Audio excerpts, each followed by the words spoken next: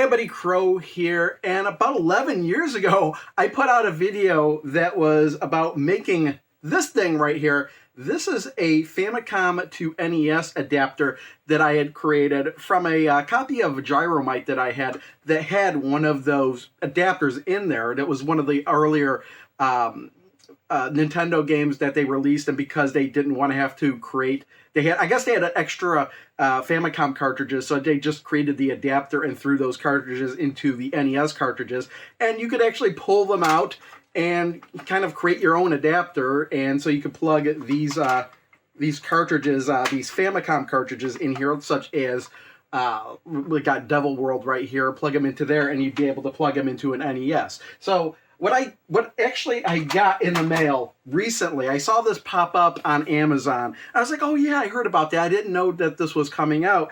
This is a My Arcade cartridge converter. So you could actually just buy this, and then you wouldn't have to worry about making your own or buying somebody else's. I don't know if there have been like a mass-produced version of a Famicom to NES cartridge in the past. I know people have sold them in the past. I didn't know if they were homemade. But this is kind of mass-produced. This has got its own circuitry, and I'm holding it up where you can't see it in the camera because I do have things set up kind of oddly here. So what I'm going to do is I have three NESs here that are kind of different in one way or another. I've got two of the regular toaster models, and then I've got the NES 2, the top loader variant, and I'm going to test this out on those. And before we continue any further, I do ask you that if you do like this video, please do remember to give it a thumbs up. Thanks. So when I received this thing in the mail last week, I basically opened it up already, but I put everything back just to see what was in there and what it looked like, and just kind of tested it on my own. So basically open up, you get a little tray in here, and this is the adapter itself, and then you get this really, really thick manual. Like there's several pages in there, and I think it's just many different languages. Like, how many languages? 1, 2, 3, 4, 5, 6, 7, 8 languages in this thing. So they just wanted to create one manual and be done with it. But again, this is what the adapter looks like. Now, one of the differences that I've noticed between this adapter and the one that I created is that in the one I created, you have to kind of plug in the Famicom cartridges backwards. So I had to put labels on this thing saying that, oh, well, it's the camera, maybe I should stand here and make it a little bit easier. The Famicom cartridge front, so this is the front of the cartridge when you plug it in, and then the back. And then when you plug this thing in, you have to kind of plug it in backwards than from what you would be used to. But I'm going to unplug this. The way they designed this thing was that it kind of, you have to put it in from the back here, slide it in there, and boom, like this. And that is the front of the cartridge. So I haven't actually tested this thing out yet. So I actually, again, I probably already said this, I have three NESs here. I tested them all out with my Battletoads cartridge just to make sure they're working, because it has been quite a while since I hooked this thing up. But let's actually unplug this, pull out Battletoads, slide that out there, and slide in our copy of Devil World. And I mean, this is our, standard, bog standard NES that just about anybody would have. We'll plug that in there. Oh, of course, we got a little bit of a problem here. Again, this isn't the cleanest NES in the world. There we go. Always on the second try. But there you go. We got Devil World going. And it's funny, is I always test out Devil World. In the next, for the next one, yeah, it seems to be working just fine. So yeah, chalk one up for this NES. And before we actually move on to the next one, I just thought you'd want to get a closer look at what was going on in there. Yeah, it's I don't know, you're really not seeing much. Let's turn that off and pull that out just so you can get a better idea. Yeah, so it has the same shape of as an NES cartridge. Slides right in. Turn that on. Yep, right back. So let's move on to the second one. All right, so I've got the second NES hooked up over here. It may look exactly like the same model as the original, and it is the same model. The only difference is I've installed the blinking light win in this thing, so you don't have to push down it. The cartridge just kind of slides in there, and and it should just work. But so we'll take out the Devil World here, and all we got to do is pop that up and then kind of pull it back, and we'll pop in here door. So we'll kind of slide that through the top here, push down, and you know what I'm going to do? I'm going to grab the camera again, and that way you'll see it go in there closer up. All right, so I've got the camera here. Let's slide in door. This should just slide it straight ahead. There we go, locked in. Boom, door. Working just fine. I got the volume down really low because I didn't want the Battletoads music. Oh, yeah, that's right. I think we just have to... Oh, in this game, you just trap the monsters in the door, I believe. Wow, it's been a long time. I think we open the door. I know this video isn't about door, but... and I haven't really... There we go. Then you close the door. Boom. Door. And that's the demo level.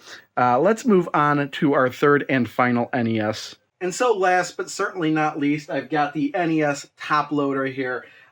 We will take out door. We'll try another game here. Wow. This one's really got a grip on it. So a little bit of a grip here. I don't know if that might cause an issue with pins or whatnot in the future. But didn't come out that difficult. But let's throw in our Namco Family Pinball. Well, this one's a little bit tighter going in there. It's a little bit of a bigger cartridge. So we did get it in there. It did go in there. So at least now when we put this in here, the game cartridge is facing me, whereas with the other adapter, it would be facing the opposite way. Turn it on, white. Okay, let's try again. All right. There we go. Just take a reseating or two just to get that up and running again. I haven't used these things in a while. But there we go. Family Pinball on the NES top loader. I wonder if that you can even see that enough. Maybe I'll grab the camera. You can see it a little bit better. But there you go. That is the NES top loader with the My Arcade cartridge converter playing Family Pinball. It looks even a little crooked in there. Oh. I don't know. It does look a little bit crooked in there, but it is playing and it doesn't go down any further. So let me try something here. So yeah, I looked into it. It actually goes in that way. I don't know if that's due to the cartridge or it's due to my NES, my top loading NES, but does look in there crooked, but it didn't stop it from playing anything. And if you're wondering, this thing is modded with an LED light, along with some additional modifications to the back. I have a whole video on that. Maybe I'll put a card in here if you're interested in that. That video is several years old as well. But yeah, I don't have that big of a collection of Famicom games, but I figured, you know what, and that this thing was $15 as well. It wasn't badly priced. I don't think I mentioned the price, but if I can replace this, that's fine. But you know what? This hasn't been completely replaced because there's one downside I hadn't really talked about yet, and that is with this game, and I'm sure there's other games like it. This is Splatterhouse Wampaku Graffiti. And you know what? Let me set the camera back up. So let me grab the My Arcade controller here, adapter, get Family Pinball out there. It does seem, I mean, this one, I mean, you can't just pull it up all the way. It's a little bit taller. Whoop. But, yeah, so this one is just a little, I guess it does, I mean, you do kind of have to angle it a little bit differently than the other ones because the Namco cartridges are just a hair taller. But I did encounter a problem with Splatterhouse Wampaku Graffiti. So I'm going to open this up, and you might be able to see the problem once I show you the cartridge. This is the cartridge for Splatterhouse Wampaku Graffiti. It does not fit in this thing at all. There's no way. The cartridge is just too big. So this won't work with everything. I thought maybe they would make it so it's like you could tilt it a little bit and kind of put it up in there. But even if you could do that, there's not enough clearance here at the top for this cartridge. So I can't use like this cartridge. I don't know how many other cartridges are such an odd shape for the Famicom. But, I mean, for standard size cartridges here, such as Door, standard Famicom cartridges, it'll work. But anything that is significantly taller, it will not work with this. But otherwise, I'm still glad I bought this thing, because it is a nicer adapter than the one I made, because with this one, if you were to put it into a regular NES, you might pull out the cartridge but accidentally leave the adapter in here. With this, I don't really have that much of a problem with, because it does stick out a bit, and I can still grab it and pull it from the base in the top loader. And pretty much I use the top loader all the time, but I just thought for 15 bucks it would be interesting to try something a little bit more official, something more interesting where you could actually see the name of the game, the cartridge facing you as you're playing the game, as opposed to just seeing the back of the cartridge. I think they did the best they could possibly do in trying to keep the same shape as an NES cartridge. Here I have Battletoads here. You can see it lines up pretty much perfectly as an NES cartridge, but you couldn't really get rid of the top of this for something like Splatterhouse Wanpaku Graffiti, because you wouldn't be able to pull it out. So I think they did what they did, and it may not be 100% compatible with all Famicom cartridges, but in those rare instances, you maybe just play it emulated or something. I don't know.